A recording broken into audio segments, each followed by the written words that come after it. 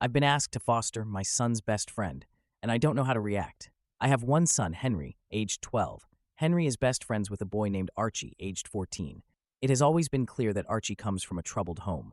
From what I can gather, Archie's mom is a drug addict, and Archie has been on the at-risk register for a long while. Honestly, I don't know why it has taken them this long to decide he is being moved into foster care. Last Friday, I received a call from my son's school saying they couldn't discuss it with me, but asked if I would give them consent for my information to be passed on to Archie's social worker. I agreed, and not long after, I had a call from his social worker explaining that a section, something or other, was being put in place, which meant that Archie was going to be removed from his home and placed into foster care. I was told that the school had recommended me and asked to see if I could take him in. Basically, they said it would likely be long-term until he turns 18. I honestly didn't know what to say. I was in shock. I have been unofficially supporting Archie for a while now. I pick him up from his house and drop him off at school with my son. He spends a lot of weekends at my place.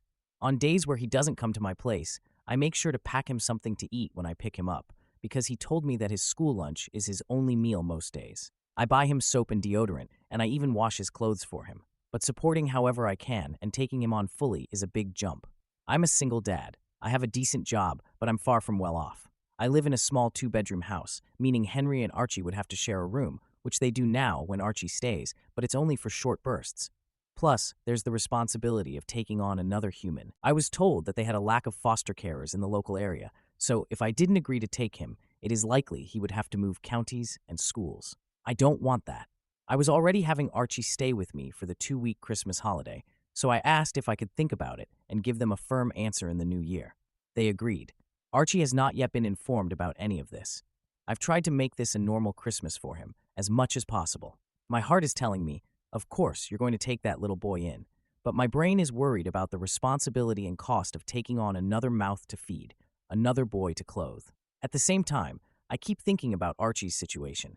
He has already had such a rough start in life, and I know he needs stability and care more than anything else. I can't bear the thought of him being uprooted again, losing his school, his friends, and the small semblance of normality he has here. I keep asking myself if I can really give him what he needs, and I don't know if I have all the answers right now. I've always taught Henry the importance of kindness, and I see how much he cares about Archie too. Part of me feels that this might not just be me taking on more responsibility. It's also about giving him the chance to grow up with a sense of love and belonging. So, I suppose I'm left balancing what's practical with what feels right in my heart, and I'm leaning towards saying yes. I spoke to my own mom about it, and she thinks it's an awful idea. She's worried I'm biting off more than I can chew, especially as a single dad. She reminded me that I already have a lot on my plate with work, the house, and raising Henry on my own. She said that taking in another child, especially one with a difficult background, would add stress and might affect my ability to provide for Henry properly. She didn't say it outright, but I could tell she's afraid this might make life harder for all of us, including Archie. I understand her concerns. Honestly, I do. But I can't imagine just turning him away when he needs help the most. I told her that I haven't made a final decision yet, but that I need to think about what's best for everyone involved, not just what's easiest. And I haven't even discussed any of this with Henry yet, which will be a huge factor in my final decision. This has been a huge rant, and if you've read it, thank you. I just needed to get this out somehow. Now for a few comments. One commenter shared a couple of thoughts saying it's only 4 years and that kids need support beyond 18, but if I can get Archie to graduate high school, I'd be doing a great thing. They suggested asking social services about additional resources and finding a local foster parent group. They also mentioned that if Archie is a good kid, they would do everything in their power to help, even setting up a GoFundMe if necessary. Another commenter, a single dad to 2 foster children, shared their experience. They started fostering much the same way and said it was one of the best decisions they've ever made.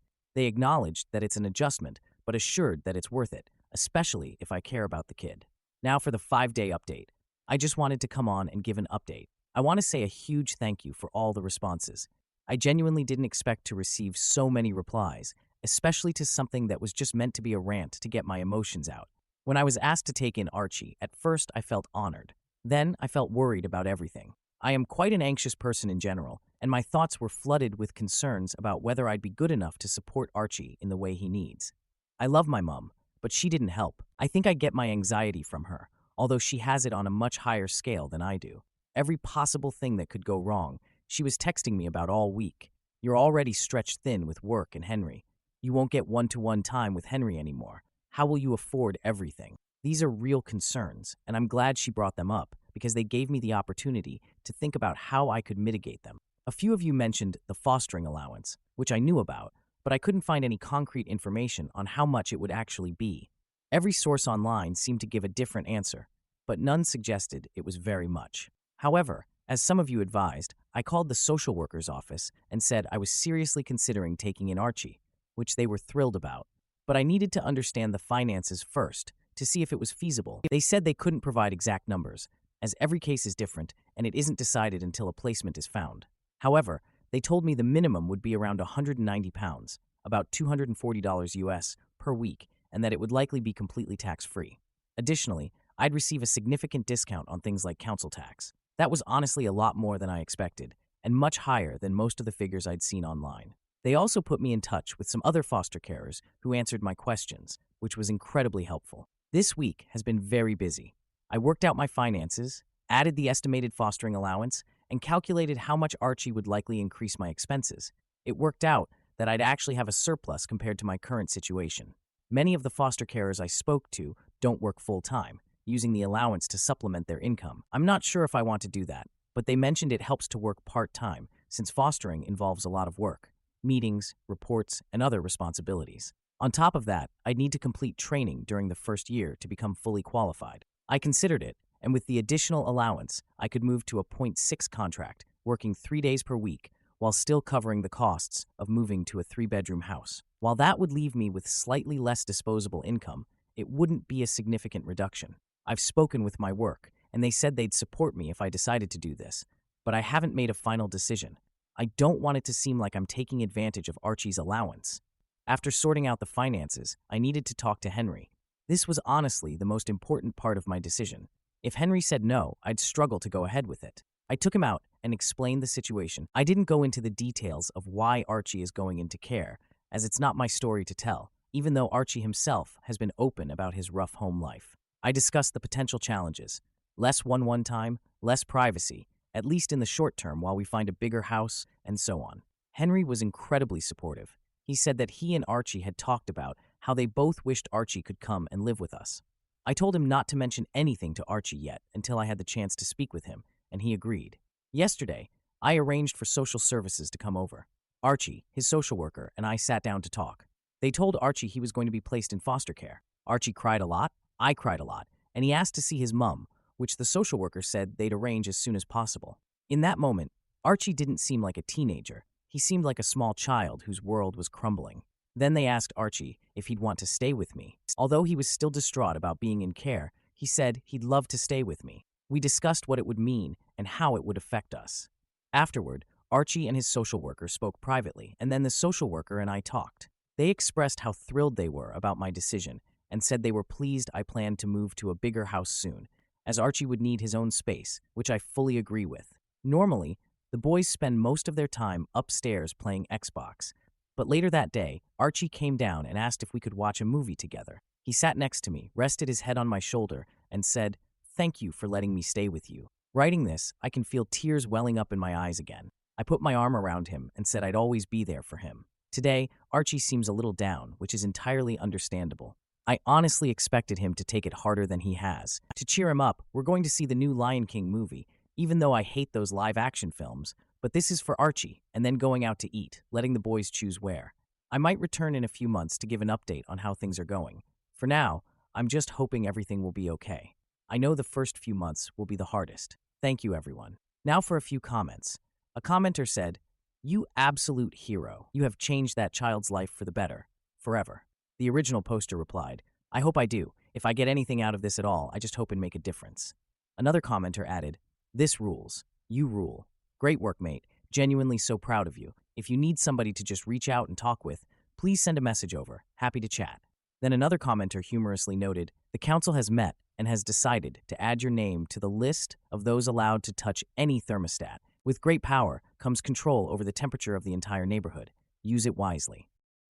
Am I the idiot for telling my parents to give everything to my brother and cutting them off after years of favoritism? I cut off my parents because they plan on leaving almost everything to my brother.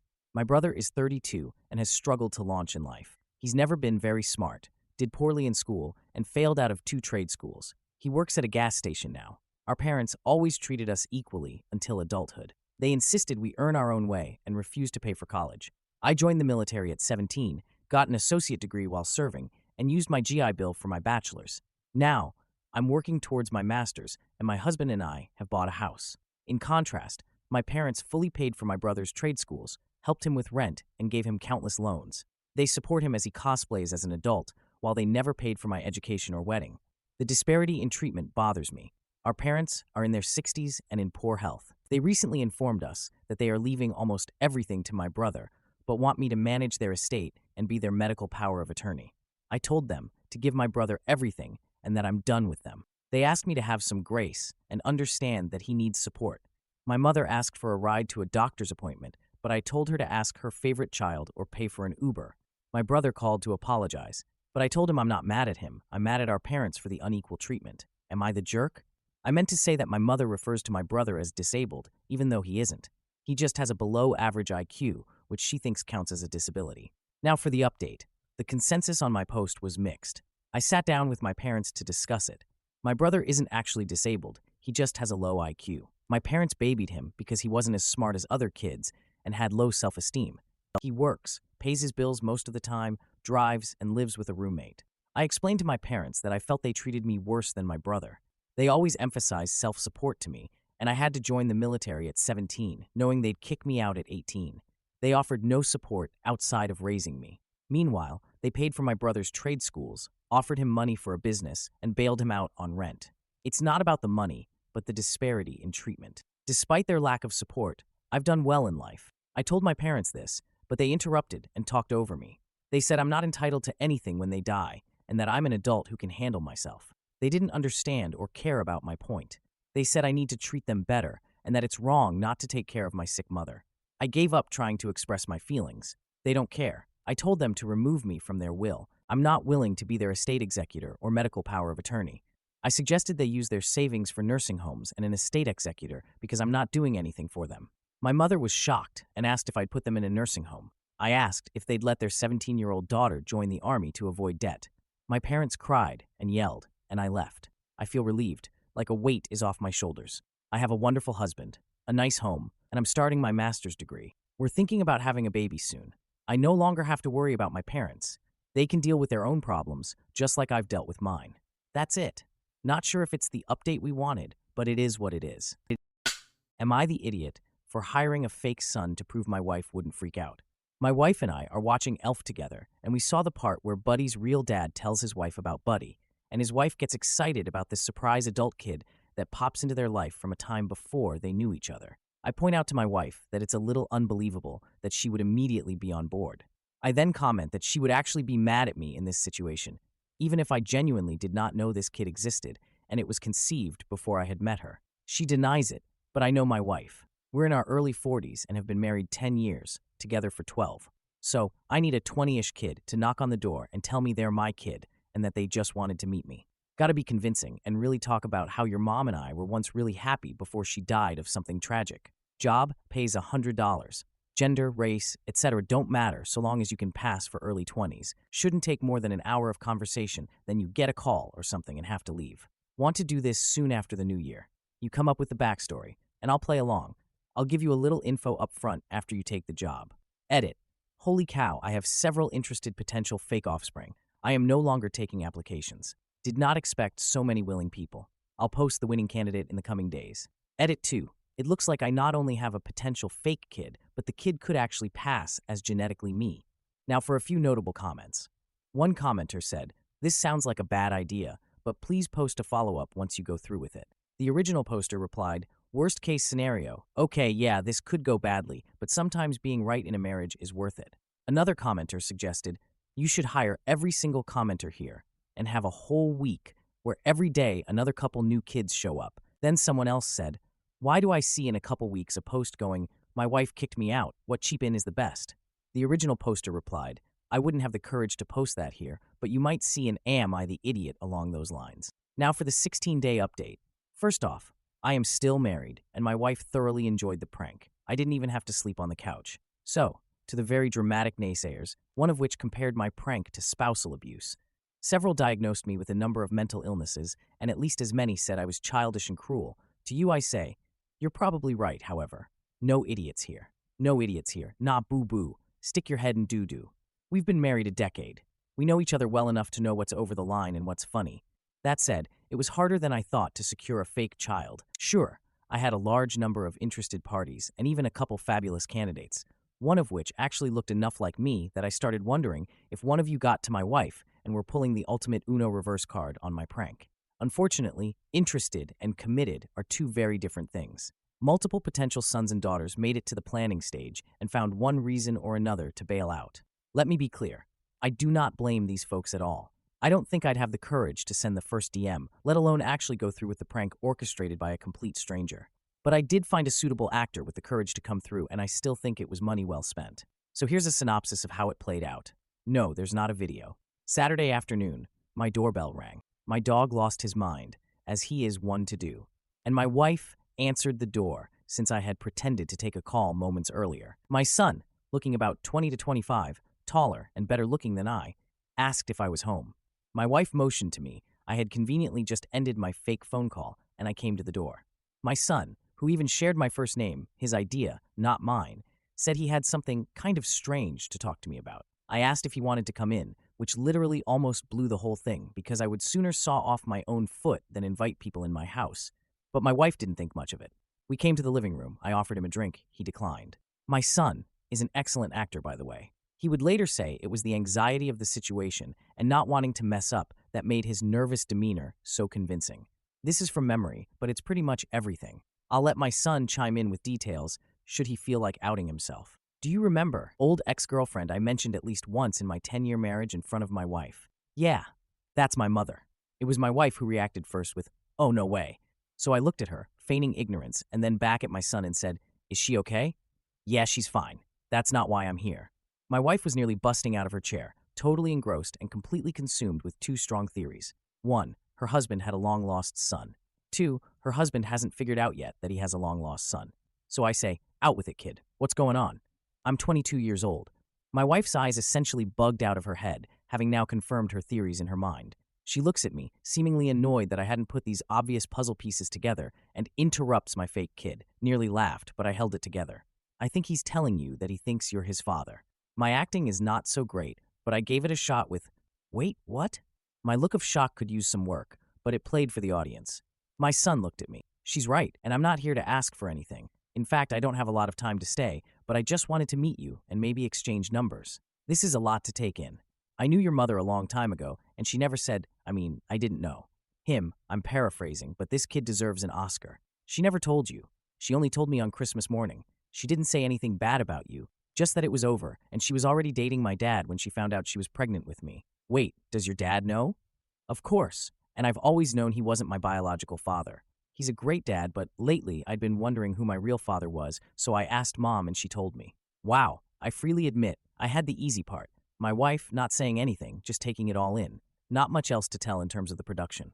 We exchanged numbers. Then he got his own fake phone call, reminding him he was late for something or other, and I walked him out. The rest of the production was just my wife and I. I came back to the living room, doing my best bewildered act. We talked about it, covered things like paternity tests, etc., and it turns out I was way wrong.